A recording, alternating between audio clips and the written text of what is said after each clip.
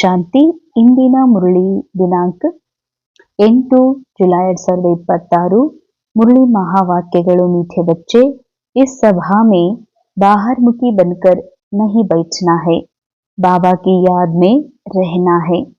मित्र संबंधी अथवा धंधे आदि को याद करने से वायुमंडल में विघन पड़ता है। ಮಧುರ ಮಕ್ಕಳೇ, ಈ ಸಭೆಯಲ್ಲಿ ಬಾಹರ್ಮುಖಿಯಾಗಿ ಕುಳಿತುಕೊಳ್ಬೇಡ್ರಿ. ಬಾಬಾರವರ ನೆನಪಿನಲ್ಲಿ ಮಿತ್ರ ಸಂಬಂಧಿಗಳು ಅಥವಾ ದಂಧಾದೋರಿಯೊಳಗ ನಿಮ್ಮ ಬುದ್ಧಿಯನ್ನು ತೊಡಗಿಸಿ ಆ ನೆನಪಿನಲ್ಲಿ ಕುಳಿತು ವಾಯುಮಂಡಲದಲ್ಲಿ ವಿಘ್ನವನ್ನ ಹಾಕ್ಬೇಡ್ರಿ. ಬಹಳ ಗುಹ್ಯವಾದಂತ ಮಹಾವಾಕ್ಯ. ಈ ಸಭೆಯಲ್ಲಿ ಒಂದಾಗಿದೆ ಸ್ಥೂಲವಾದಂತಹ ಅಲೌಕಿಕ ಸಭಾ, ದಿವ್ಯ ಸಭಾ, ಯಾವುದು ಎಲ್ಲ ಬ್ರಾಹ್ಮಣ ಮಕ್ಕಳು ಸೇರುವಂತಹ ಭಗವಂತನ ಜ್ಞಾನ ಅರ್ಜನೆ ಮಾಡುವಂತಹ ಸಭಾ ಏನಾಗಿದೆ, ಈ ಸಭೆಯೊಳಗ ಪರಮಾತ್ಮನ ನೆನಪಿನಲ್ಲೇ ಇರಬೇಕು. ಬಾಹರ್ಮುಖಿ ಆಗುವಾಗಿಲ್ಲ ಅಂತಾರೆ ಬಾಬಾ. ಬಾಹರ್ಮುಖಿ ಅಂದ್ರೇನೆ ಬಾಹರ್, ಅಂದರ್ ಮಾನ ಆತ್ಮಸ್ಥಿತಿ, ಬಾಹರ್ ಮಾನ ದೇಹ ಅಭಿಮಾನಿ. ಇಲ್ಲಿ ದೇಹಭಾನದಲ್ಲಿ ಕುಳಿತುಕೊಳ್ಳುವ ಹಾಗಿಲ್ಲ, ಆತ್ಮಸ್ಥಿತಿಯಲ್ಲಿ ಇದ್ದುಕೊಂಡು ಪರಮಾತ್ಮ ನೆನಪಿನಲ್ಲಿರ್ಬೇಕು. ಅದರ ಬದಲಾಗಿ ಮಿತ್ರರು, ಸಂಬಂಧಿಗಳು, ದಂಧಾದೋರಿ ಇದು ನೆನಪಿಗೆ ಬರಬಾರ್ದು. ಇದರಿಂದ ವಾಯುಮಂಡಲದಲ್ಲಿ ವಿಘ್ನ ಬರ್ತದ. ವಾಯುಮಂಡಲ ಅಂದ್ರೆ ಯಾವುದು ಪ್ರಶಾಂತವಾದ ವಾತಾವರಣ ಇದೆ, ಎಲ್ಲರ ಸ್ಮೃತಿಯಲ್ಲಿ ಪರಮಾತ್ಮನ ದಿವ್ಯ ನೆನಪಿದೆ, ಅಂಥದ್ರಲ್ಲಿ ಒಂದ್ ವೇಳೆ ನಾನು ದಂಧ, ನನ್ನ ಕೆಲಸ ಕಾರ್ಯ, ಮುಂದೆ ಆಗುವ ಸೇವಾದ ಬಗ್ಗೆ ಪ್ಲಾನ್ ಮಾಡ್ತೀನಿ ಅಂತಂದ್ರ, ಸೇವಾ ಆಗ್ಲಿ ಅಥವಾ ಡ್ಯೂಟಿ ಆಗ್ಲಿ, ಕೆಲಸ ಕಾರ್ಯ ಆಗ್ಲಿ, ದಂಧ ಆಗ್ಲಿ, ಇದೆಲ್ಲವೂ ಸ್ಥೂಲ. ಸ್ಥೂಲ ಕಾರ್ಯದ ಬಗ್ಗೆ ವಿಚಾರ ಯಾರು ಮಾಡ್ತಾರೆ? ಯಾರು ದೇಹಭಾನದಲ್ಲಿ ಇದ್ದಾರೆ. ಅದಕ್ಕಾಗಿ ಬಾಬಾ ಹೇಳ್ತಾರೆ, ಮಿತ್ರರು ಸಂಬಂಧಿಗಳು ನೆನಪು ಯಾರಿಗ್ ಬರ್ತಾರೆ? ಮಿತ್ರ ಸಂಬಂಧಿಗಳಾರು? ದೇಹದಾರಿಗಳು. ದೇಹದಾರಿ ಮಿತ್ರ ಸಂಬಂಧಿಗಳ ನೆನಪು ಯಾರಿಗ್ ಬರ್ತಾರಂದ್ರೆ ಯಾರು ದೇಹಭಾನದಲ್ಲಿದ್ದಾರೆ. ಅದಕ್ ಬಾಬಾ ಅಂತಾರೆ, ಇಲ್ಲಿ ಬಾಹರ್ಮುಖಿಯಾಗಿ ದೇಹಭಾನದಲ್ಲಿ ಕುಳಿತುಕೊಳ್ಳುವ ಹಾಗಿಲ್ಲ. ಮಿತ್ರ ಸಂಬಂಧಿಗಳಾಗ್ಲಿ, ಕೆಲಸ ಕಾರ್ಯ ದಂಧ ಯಾವುದೂ ನೆನಪಿಗೆ ಬರಬಾರ್ದು. ಇದರಿಂದ ವಾಯುಮಂಡಲ ಕೆಡ್ತದ, ದೂಷಿತ ಆಗ್ತದ. ವಾಯುಮಂಡಲದಲ್ಲಿ ದೇಹಾಭಿಮಾನದ ಪ್ರಭಾವ ಹೆಚ್ಚಾಗ್ತದ. ಅದಕ್ಕಾಗಿ ಇದು ಪರಮಾತ್ಮನ ಇಂದ್ರ ಸಭಾ. ಈ ಈಶ್ವರಿ ಸಭೆಯೊಳಗ ಒಂದು ಪವಿತ್ರ ವಾತಾವರಣದಲ್ಲಿ ಪ್ರತಿಯೊಬ್ಬ ಮಕ್ಕಳು ಅಂತರ್ಮುಖಿಯಾಗಿ ಆತ್ಮಸ್ಥಿತಿಯಲ್ಲಿ ಕುಳಿತೇ ಈ ವಿದ್ಯೆಯ ಅರ್ಜನೆ ಅಥವಾ ಜ್ಞಾನದ ಒಂದು ಸ್ಮರಣೆಯನ್ನ ಮಾಡಬೇಕಾಗಿದೆ. ಪ್ರಶ್ನೆ, ತುಮ್ ಬಚ್ಚೋಂ ಕೆ ರೂಹಾನಿ ಡ್ರಿಲ್ ಕಿ ವಿಶೇಷತಾ ಕ್ಯಾ ಹೈ? ತಾವು ಮಕ್ಕಳ ಆತ್ಮೀಯ ಡ್ರಿಲ್ನ ವಿಶೇಷತೆ ಏನಾಗಿದೆ? ಜಿಸೆ ಮನುಷ್ಯ ನಹಿ ಕರ್ ಸಕ್ತೆ, ಇದನ್ನ ಯಾವ ಮನುಷ್ಯರು ಮಾಡೋದಕ್ಕೆ ಸಾಧ್ಯವಿಲ್ಲ. ಬಾಬಾ ಹೇಳ್ತಾರೆ ಉತ್ತರ, ತುಮ್ಹಾರಿ ರೂಹಾನಿ ಡ್ರಿಲ್ बुद्धि की है, उसकी विशेषता यही है जो तुम आशिक बन अपने माशूक को याद करते हो. ಇದು ಯಾವ ಡ್ರಿಲ್ ಇದೆ? ಈಶ್ವರ ಕಲಿಸುವಂಥದ್ದು ಮಕ್ಕಳಿಗೆ. ಈ ಡ್ರಿಲ್ನ ವಿಶೇಷತೆ ಆಗಿದೆ, ಇದು ಬುದ್ಧಿಯಿಂದ ಮಾಡುವಂಥದ್ದು. ಇದು ಫಿಸಿಕಲ್ ಲೆವೆಲ್ನೊಳಗ ಶರೀರದ ಮೂಲಕ ಮಾಡುವಂತಹ ಡ್ರಿಲ್ ಅಲ್ಲ, ಇದು ಬುದ್ಧಿಯಿಂದ ಮಾಡುವಂಥದ್ದು. ಈ ಬುದ್ಧಿಯಿಂದ ಮಾಡುವ ಡ್ರಿಲ್ನ ವಿಶೇಷತೆ ಏನಾಗಿದೆ ಅಂದ್ರೆ, ನೀವು ಆತ್ಮ ರೂಪದಲ್ಲಿ ಪ್ರಿಯತಮೆಯರಾಗ್ತೀರಿ.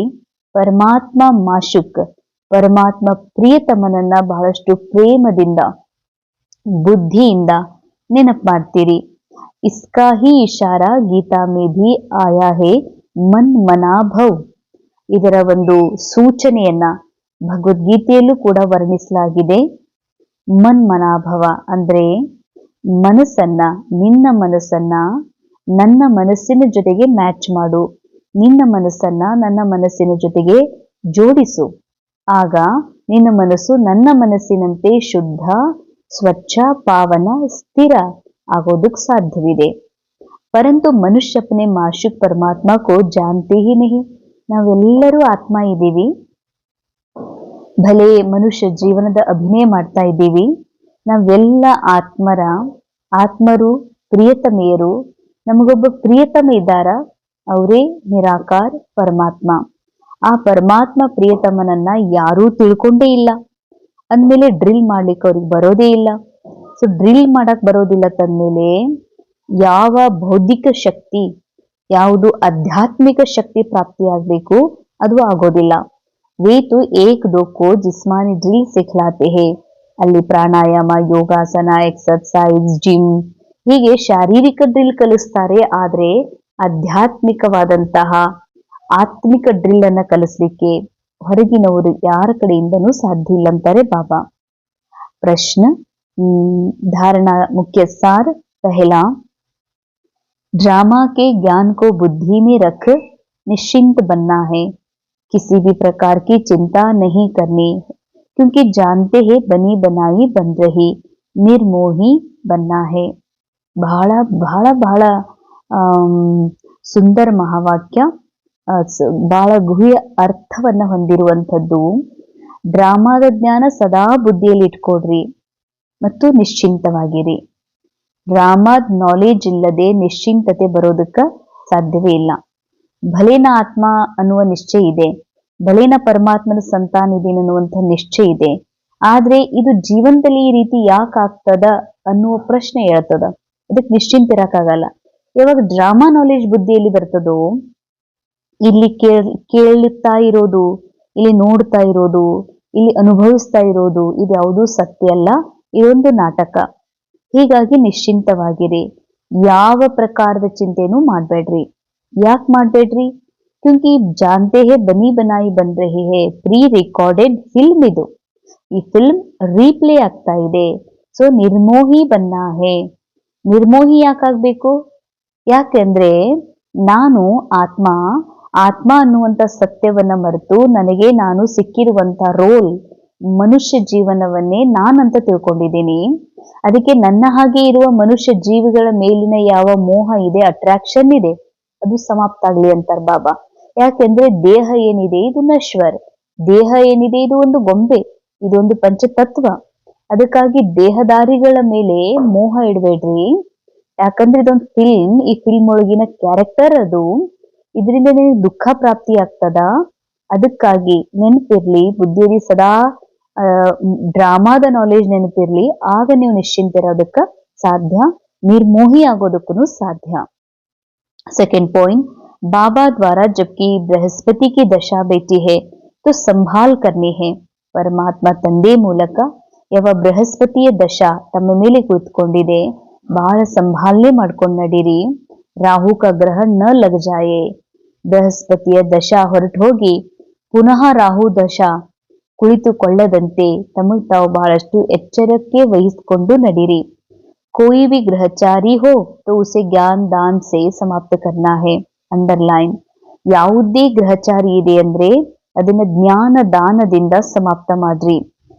ಗ್ರಹಚಾರಿಯನ್ನ ಜ್ಞಾನ ದಾನದಿಂದ, ಅದಕ್ಕೆ ಲೌಕಿಕದಲ್ಲಿ ಹೇಳ್ತಾರೆ, ಗ್ರಹಣ ಹಿಡಿದಾಗ ಅಥವಾ ರಾಹು ಗ್ರಹಣ ಹಿಡಿದಾಗ, ರಾಹು ದಶೆ ನಡೆದಾಗ ದಾನ ಮಾಡ್ಬೇಕು ಅಂತ. ಇಲ್ಲಿ ಏನ್ ಮಾಡ್ಬೇಕಾಗಿದೆ? ಜ್ಞಾನ ದಾನ. ಜ್ಞಾನದಾನದಲ್ಲಿ ಒಂದಿದೆ ಸ್ಥೂಲ ಪರಮಾತ್ಮನ ಈ ಪವಿತ್ರ ಜ್ಞಾನ ದಾನದ ಒಂದು ಸ್ಥೂಲ ಮುಖದಿಂದ ಹಂಚೋದು. ಎರಡನೇದಿದೆ ಮನಸ್ಸಿನಲ್ಲಿರುವಂತಹ ಅನೇಕ ವಿಭಿನ್ನ ಅಸಂತುಷ್ಟ ವಿಚಾರಗಳೇನಿವೆ, ಆ ಎಲ್ಲ ವಿಚಾರಗಳಿಗೆ ಪರಮಾತ್ಮನ ಈಶ್ವರೀಯ ಸತ್ಯ ಜ್ಞಾನವನ್ನ ದಾನ ಮಾಡಬೇಕಾಗಿದೆ.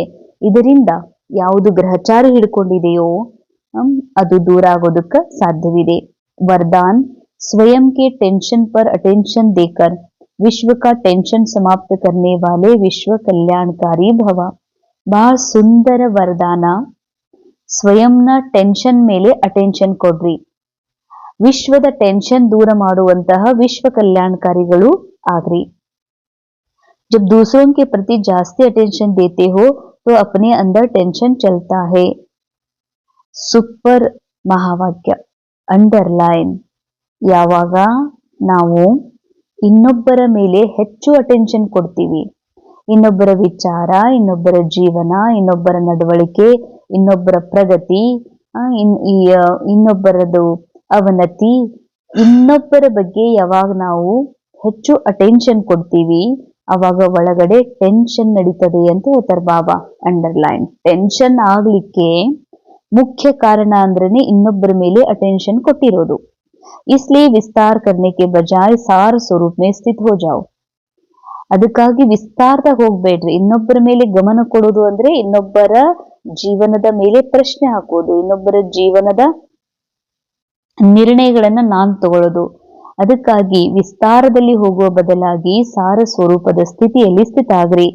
क्वांटिटी के संकल्पों को समाकर क्वालिटी वाले संकल्प करो. अंडरलाइन. ಕ್ವಾಂಟಿಟಿ ಅಂದ್ರೆ ತುಂಬಾ ಸಂಕಲ್ಪಗಳನ್ನ, ಹೆಚ್ಚು ಹೆಚ್ಚು ಸಂಕಲ್ಪಗಳನ್ನ ಮಾಡುವ ಬದಲಾಗಿ ಶುದ್ಧವಾದ ಕ್ವಾಲಿಟಿ, ಶ್ರೇಷ್ಠ ಸಂಕಲ್ಪಗಳನ್ನೇ ಮಾಡ್ರಿ.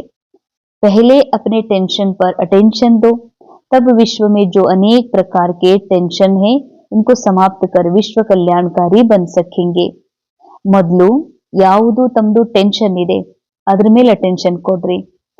ಅಟೆನ್ಷನ್ ಕೊಡ್ರಿ ಅರ್ಥಾತ್ ಈ ಟೆನ್ಷನ್ ನಾನಲ್ಲ, ಈ ಟೆನ್ಷನ್ ನಂದಲ್ಲ, ಈ ಕೆಲಸ ನಂದಲ್ಲ, ನಾನು ಏಕ್ದಮ್ ಶುದ್ಧ ಅಸೋಚಿತ ಆತ್ಮ ಇದ್ದೀನಿ. ಇದು ಆ ಟೆನ್ಷನ್ನ ಮೇಲೆ ಅಟೆನ್ಷನ್ ಕೊಡೋದು. ಇದರಿಂದ ವಿಶ್ವದಲ್ಲಿ ಎಷ್ಟೆಲ್ಲ ಪ್ರಕಾರದ ಟೆನ್ಷನ್ ಇದೆ ಅದೆಲ್ಲವೂ ಸಮಾಪ್ತಿ ಆಗ್ತದೆ. ವಿಶ್ವ ಕಲ್ಯಾಣಕಾರಿಗಳಾಗ್ತೀರಿ. ಪೆಹಲೆ ಅಪ್ನೆ ಆಪ್ಕೋ ದೇಖೋ, अपनी सर्विस फर्स्ट, अपनी सर्विस की तो दूसरों की सर्विस स्वतः हो जाएगी. ಫಸ್ಟ್ ಇದನ್ನ ನೋಡ್ಕೊಡ್ರಿ, ತಮ್ಮ ಸೇವೆ ಮೊದಲು. ತಮ್ಮ ಸೇವೆ ಮಾಡ್ಕೊಂಡಾಗ್ಲೇ ನೀವು ಇನ್ನೊಬ್ಬರ ಸೇವೆ ಮಾಡ್ತೀರಿ.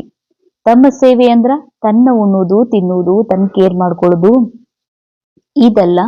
ನಿರಾಕಾರ ಬಾಬಾ ಫಿಸಿಕಲ್ ಜೀವನದ ಬಗ್ಗೆ ಸ್ವಯಂನ ಸೇವಾ ಅಂತ ಹೇಳೋದಿಲ್ಲ. ಸ್ವಯಂನ ಸೇವಾ ಅಂದ್ರೆ ಸದಾ ಸತ್ಯದ ಸ್ಥಿತಿಯಲ್ಲಿ ಸ್ಥಿತ ಆಗೋದು.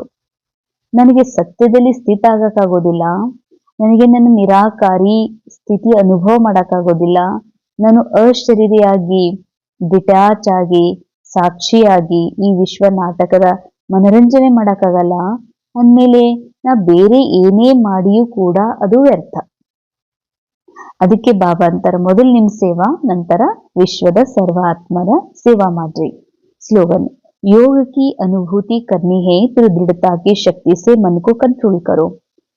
ಯೋಗ ಒಂದು ಬಹುಸುಂದರವಾದಂತಹ ಜೀವನ್ ಶೈಲಿ, ಜೀವನ್ ಶ್ರೇಷ್ಠ ಮಾಡುವಂತಹ ಪದ್ಧತಿ. ಈ ಯೋಗದಲ್ಲಿ ಶ್ರೇಷ್ಠವಾದ ಅನುಭೂತಿ ಮಾಡಬೇಕು ಅಂದ್ರೆ ದೃಢತೆಯ ಶಕ್ತಿಯಿಂದ ಮನಸ್ಸನ್ನ ಕಂಟ್ರೋಲ್ ಮಾಡುವುದನ್ನ ಕಲೀರಿ.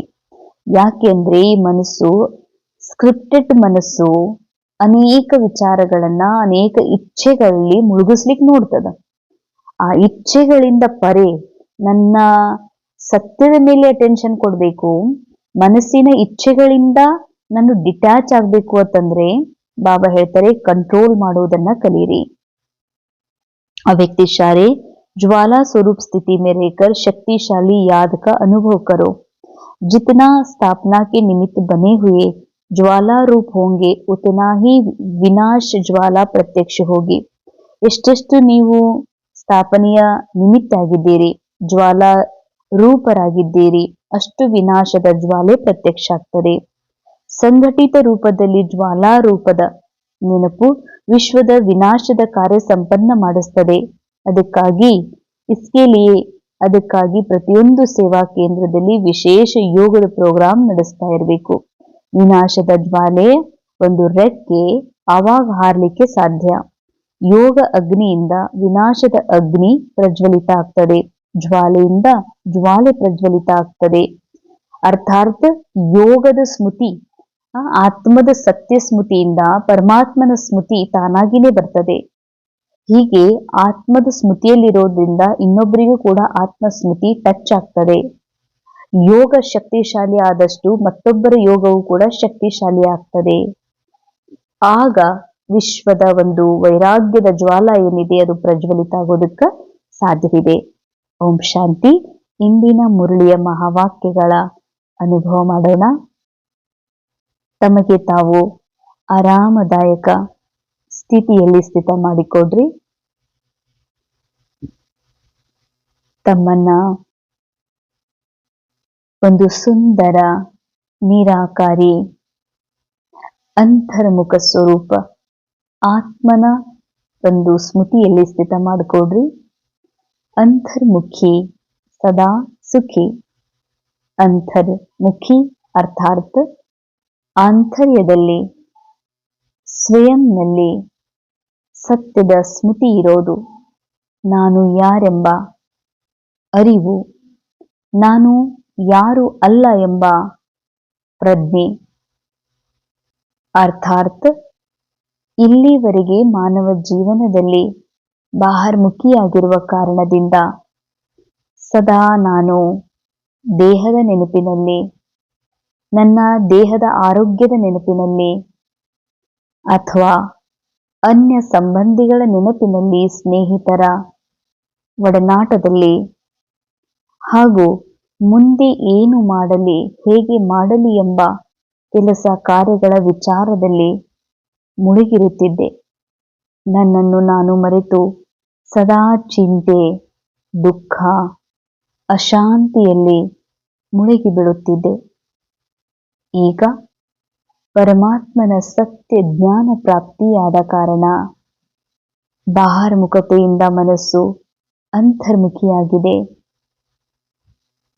ಸತ್ಯ ಸ್ವರೂಪ ಅರಿವಾಗಿದೆ. ನಾನು ದೇಹವಲ್ಲ, ನಾನು ದೇಹಿ ಆತ್ಮನಾಗಿದ್ದೇನೆಂಬ. ಹೀಗಾಗಿ ನಾನೀಗ ಪರಮಾತ್ಮನ ಸ್ಮೃತಿಯಲ್ಲಿ ಅಥವಾ ಜ್ಞಾನ ಅರ್ಜನೆಯ ಸಮಯದಲ್ಲಿ ಕೂಡ ಯಾವ ವಿಚಾರಗಳಿಗೂ ಗಮನ ಕೊಡದೆ ನನ್ನ ಸುಂದರ ಪರಮ ಸತ್ಯ ಸ್ವರೂಪದಲ್ಲಿ ಸ್ಥಿತವಾಗಿ ವಾತಾವರಣವನ್ನು ಶುದ್ಧ ಮಾಡುವ ಸೇವೆ ಮಾಡುತ್ತಿರುವೆನು. ಓಂ ಶಾಂತಿ, ಓಂ ಶಾಂತಿ.